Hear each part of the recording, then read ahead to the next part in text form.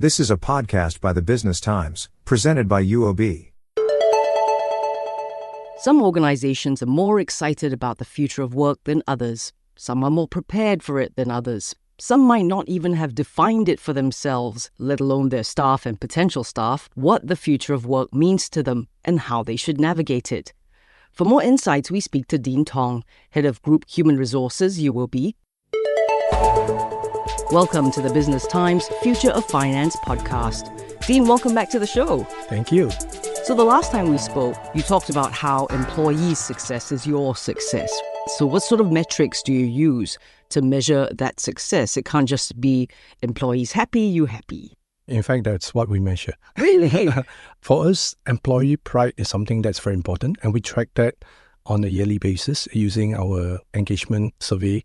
And employee pride is actually one of the top measures that we use. Of course, there are other measures that comes along that contribute to employee pride as well, but that's the ultimate measure for us.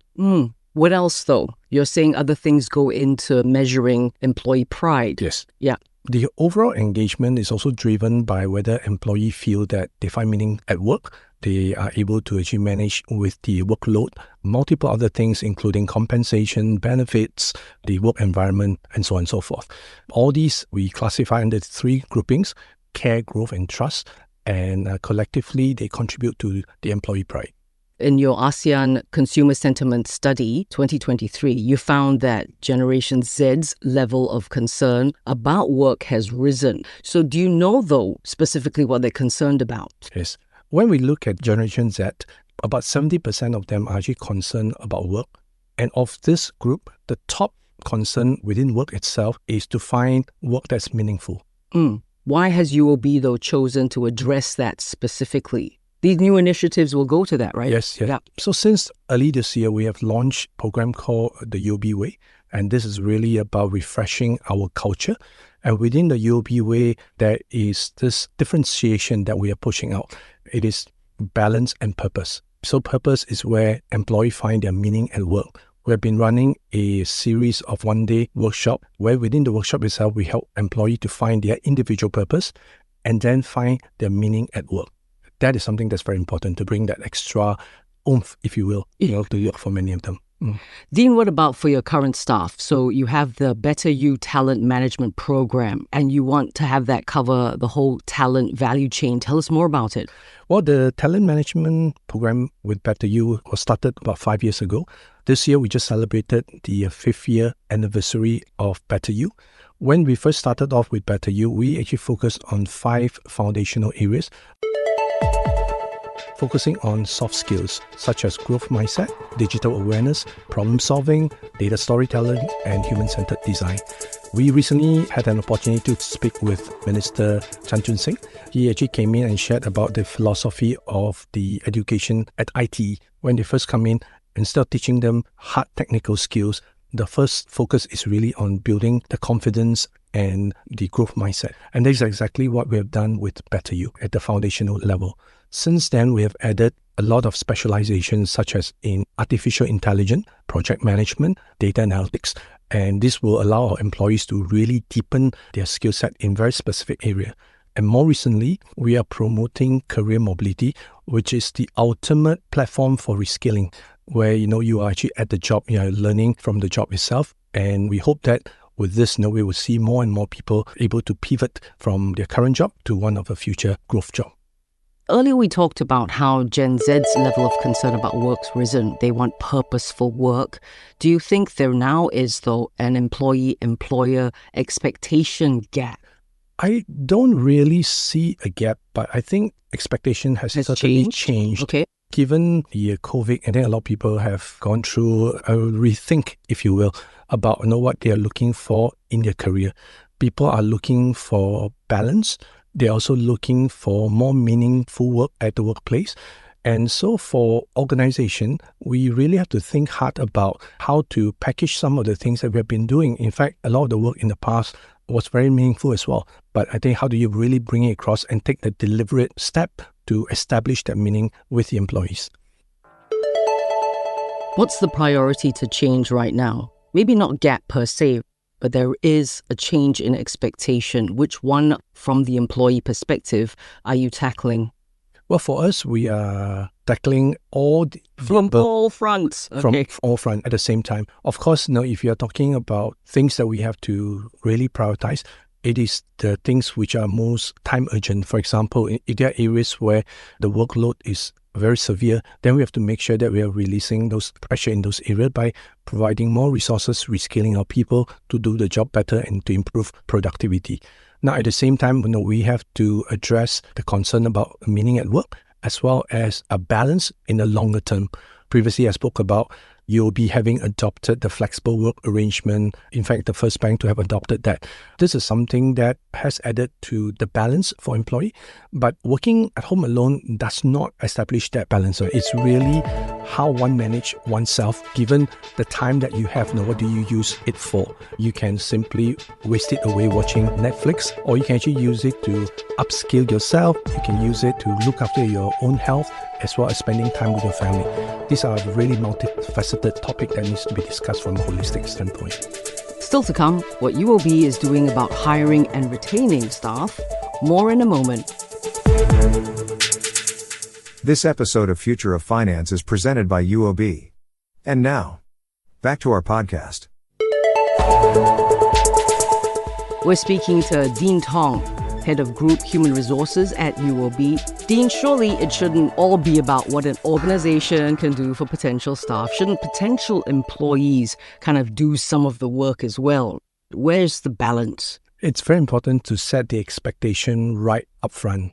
As far as for UOB is concerned, we make sure that any programs that we launch, they are sustainable, right? So this is not just fad of the day, and then next year when no one else is doing it, we start to pull back. So this applies to our flexible work arrangement. It also applies to many of the balance program that we have launched since. For many employees, I have some young employees who come, and when they first meet me, they ask how many days can they actually work from home.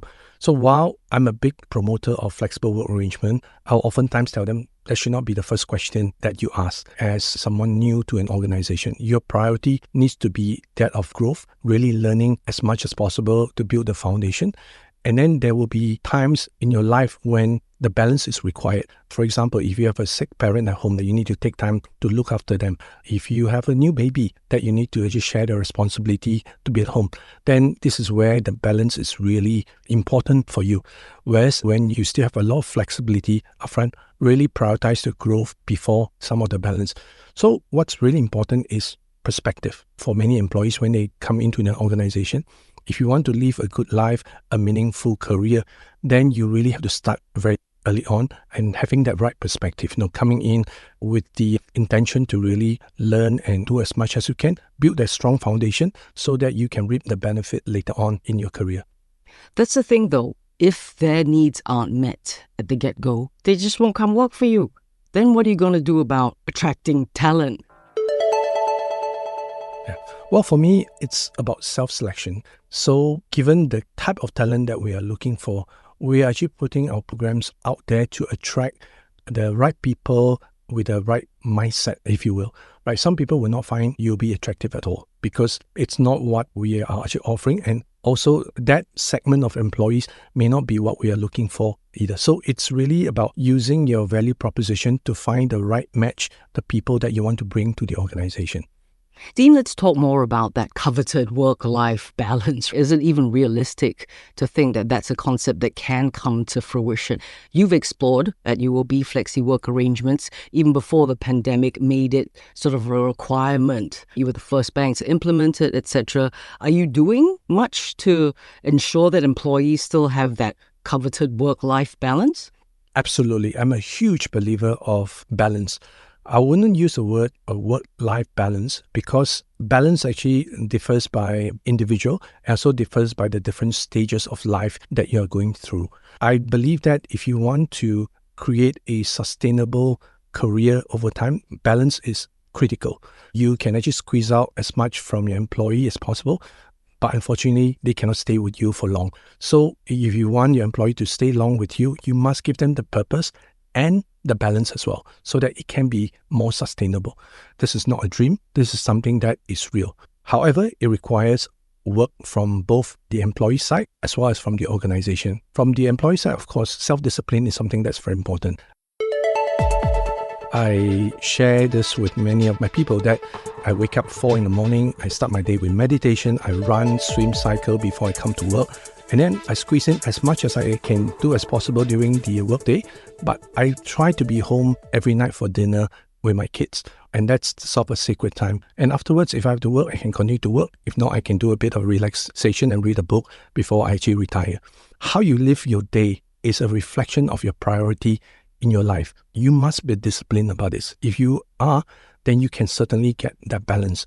How much time are we spending on social media? If we reduce some part of it, you can actually free up easily an hour a day to really look after yourself and spend time with your family. So that's from the part of the employee themselves. Now, of course, from an organization standpoint, if we see that we want to build something that's sustainable for the employee, we must really look at the balance of the workload and what is actually being given to the employee. And the different programs that we have, for example, building flexibility into the day, building flexibility into the work where they can work as well, provides that balance where they can do their work anywhere, anytime, if required. Right? Of course, there will be times when they are required to be back in the office to build the culture, to collaborate with the other colleagues. And hence, this is really very thoughtful thinking through the policies in HR to make sure that we are providing the ecosystem to allow employees to achieve that balance. When it comes to things that are subjective by definition, what you were saying may not be how people feel. How concerned, though, is UOB about being able to build a talent pipeline, keep that talent pipeline, and what strategies are you putting in place to future-proof your talent pipeline? This is a challenge that I think everyone in the industry facing. So for UOB, we are addressing this in a multi-pronged approach. As far as self-hiring is concerned, we are also diversifying our sources of talent. Recently, we launched a partnership with polytechnics and IT to bring in students, and we're looking at some 500 students over the next 3 years to give them a work-study attachment. Right? Oh, nice. Get them young. Yeah, get them young. and from there, you can really observe the good ones, train them, and provide them a full-time employment afterwards. And we even sponsor them to further their education while they're actually working with us. So you can really build that pipeline very early on. Now, for our existing employees, we are also having programs so that we can build our own talent. To develop them, we have a program called Leadership Acceleration Program. We also have a Better You program where we are reskilling and upskilling an employee so that they can actually move along as the market evolves as well. So it has to be really from a multi-pronged approach so that we are able to build the required capabilities ourselves. Now, of course, if there are still gaps, then we'll go into the market to close some of these gaps. But the responsibility, we are taking it on ourselves to make sure that we are actually building what we need for the future. Dean, always a pleasure speaking to you. Pleasure's mine. Dean Tong, Head of Group Human Resources, UOB. I'm Howie Lim. Thank you for joining us. We look forward to sharing more in the next episode as you navigate the future of finance.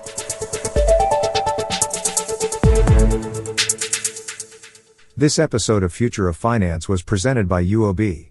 Find more BT podcasts at businesstimes.com.sg/podcasts or wherever you get your podcasts. This podcast is meant to provide general information only. SPH Media accepts no liability for loss arising from any reliance on the podcast or use of third parties' products and services.